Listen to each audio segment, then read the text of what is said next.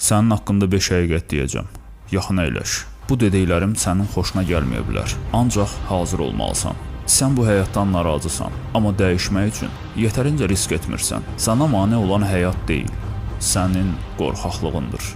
Sən özünü aldadırsan, hələ vaxtı deyil deyirsən, amma içində bilirsən, sadəcə qorxursan. Sən insanların səni tərk etməsindən qorxursan. Ona görə də özünü həmişə satırsan, gülürsən və razılaşırsan. İçində isə olan həqiqət, sən özündən iyrənməyə başlayırsan. Belə bir şey yoxdur. Ya yanacaqsan, ya da qalacaqsan. Sən potensialını öldürürsən hər gün. Çünki cəhd etməmək uğursuz olmaqdan daha rahatdır sənin üçün. İndi düzünü de görüm. Bu sözlər səni narahat etdisə, deməli həqiqətən də sənə toxundu. Çünki insan yalnız bildiyi şeydən qaçır. Sən doğrudan da dəyişmək istəyirsən, yoxsa sadəcə belə videolara baxıb özünü aldadırsan?